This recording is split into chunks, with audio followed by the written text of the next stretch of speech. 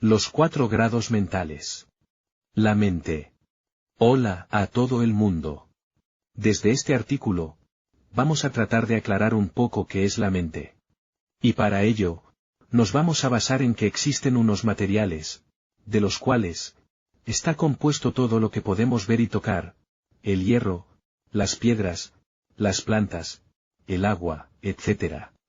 Los seres vivos en su composición, se puede analizar, y se encuentran en unas determinadas proporciones, los mismos elementos que en los materiales.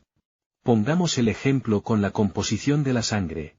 Agua, casi en el 90% del plasma. Gases, oxígeno, anhídrido carbónico, y otros. Proteínas.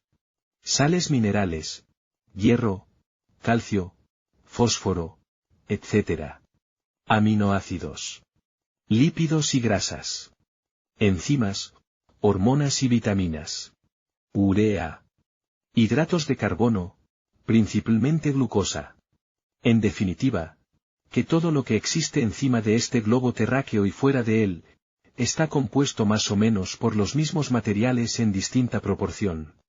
Las personas tal y como hoy existimos, hace X millones de años no existían, y según algunas teorías en un futuro, esperemos que muy lejano, dejaremos de existir para dar paso a otras especies. Nosotros, según las investigaciones, fuimos evolucionando de la mínima forma material que conocemos. En su unión, las partículas por un proceso de fusión, fueron dando molde a las más variadas criaturas y estructuras existentes. Lo que quiero explicar, muy pobremente es, más o menos el tipo de criatura que ahora somos. De las criaturas menos evolucionadas, sin composición cerebral, se dice que las personas en un principio de su existencia eran iguales, después un reptil que perdió la cola, anduvo a 4 patas, se puso de pie, etc. Bueno, esto es burdamente explicado la evolución de la persona y que a nosotros para nada nos interesa en este tratado. Llegamos a la estructura cerebral, y nos fijamos en el ejemplo de los animales menos desarrollados, para imaginarnos cómo éramos en un principio. Pero se ha podido comprobar, que desde lo que conocemos, la mente humana es igual que hace millones de años, a pesar del desarrollo tecnológico. Lo único que han evolucionado ha sido sus conocimientos, mucho más amplios que hace millones de años, pero su capacidad es la misma según algunos investigadores. Lo cual nos puede decir que un pollo nunca tendrá un desarrollo mental igual que los humanos, y tampoco nos aclara cómo llegamos a ser lo que somos. Y por supuesto, tampoco nos interesa en este trabajo, ni en lo que queremos llevar a cabo con nuestra mente. Ahora, entraremos en otra dimensión de lo que nosotros podemos ser y para ello tenemos que imaginarnos, pues solo podemos imaginarlo, que existe una forma de energía, démosle el nombre que queramos, que para su existencia y su desarrollo, no sabemos hacia dónde, ni para qué, necesita de una parte material que la posea. Esa forma material, es todo lo que de alguna manera se puede decir que tiene una determinada forma de vida. Esa energía utilizó unos componentes materiales para dar forma a lo que hoy conocemos como humanos y todo lo demás, y una vez fabricados los utilizó para instalarse en ellos. En este caso los seres humanos podríamos ser, en lo que, de alguna manera esa energía está más cerca de donde quiere llegar. Primero estaba ella y necesitó de una estructura material, después hizo evolucionar esa estructura para convertirla en un cuerpo humano, hasta donde hoy la conocemos.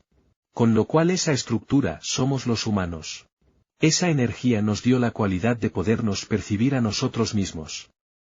Pero lo que conocemos como yo, no es más que lo que ella quiere que seamos, hemos sido y seremos. Si se destruye la estructura corporal, la energía permanece, pues está por encima de la creación y la destrucción. No se puede destruir ni crear lo que es y ella es, por encima de nosotros y es, nuestra esencia. Eso podría ser, de alguna manera, lo que permanece de nosotros una vez que dejamos la materia. Nosotros no podemos tener ni siquiera una idea clara de que esto sea así, lo que sí podemos comprobar, es que tenemos un cuerpo formado por materia y que en ese cuerpo tenemos un cerebro, capaz de unas funciones neurológicas superiores, la cognición y la conciencia, y que nos permiten, entre otras, las siguientes capacidades. Una variada gama de estados emocionales, instintos y tendencias. La toma de conciencia de todo lo que nos pasa y nos rodea. El estado de sueño y vigilia. El análisis de una cantidad de centros sensomotores, centros perceptivos analíticos y cognoscitivos, el sentido de la vista, el auditivo, una elaboración del esquema corporal, etc. El centro del lenguaje que nos permite comunicarnos con las demás personas.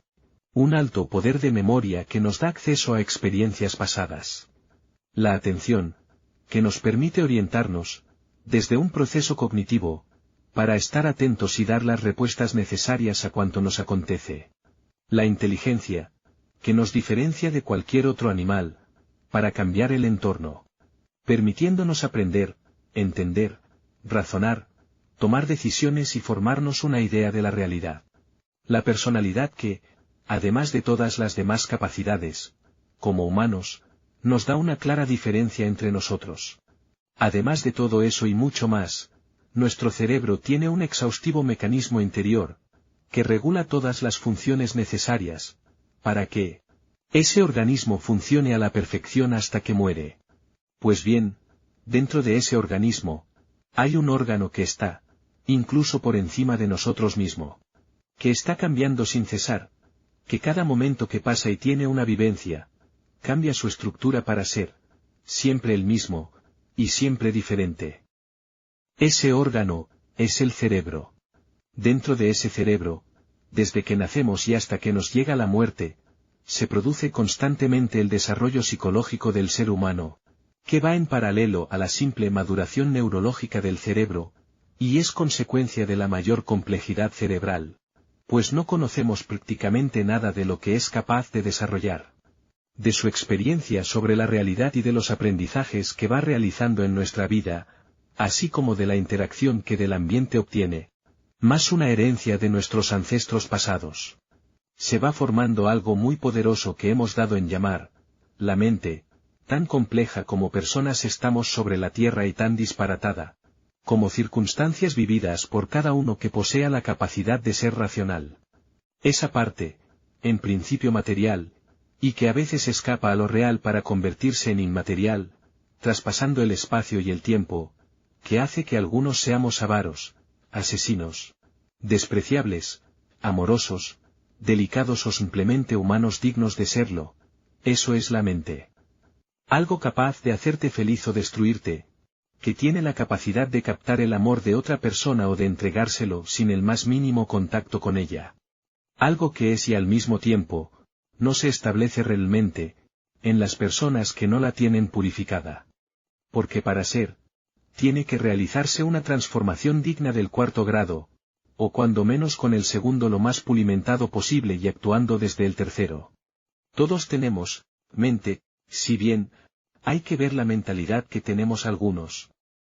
Si no tomamos conciencia de lo que somos y cómo nos comportamos, difícilmente nos superaremos. Y ese es mi propósito con este estudio. También aconsejamos que realicen nuestro proceso natural de recuperación funcional, con el que alcanzar el 4º grado les será más fácil y rápido. Que esa mente sea producto de la evolución de la materia y muera con ella, al morir el esquema material cerebral. O sea, anterior a la materia humana, al cerebro, y permanezca después de su descomposición, pasando a formar parte integrante de su propia creación. Es un debate que posiblemente no consigamos descubrir hasta no haber alcanzado la suficiente evolución mental. Siempre pensando en que ella, en el hipotético caso de que exista sin nosotros, nos deje tomar conciencia de su existencia. Si no, tendremos que esperar hasta haber concluido la vida para saberlo. De todas maneras, consideramos que es un tema demasiado contradictorio. Que no es tan importante, para el logro de lo que queremos alcanzar. El 4º grado, la perfección, la libertad, la felicidad, la sabiduría, el amor, etc. El equilibrio para vivir todas esas experiencias que, le da a la persona la capacidad de poder alcanzarlas. Que las alcancemos o no depende de lo que purifiquemos nuestro subconsciente, dominando el inconsciente, desde un estado consciente, para alcanzar el supraconsciente.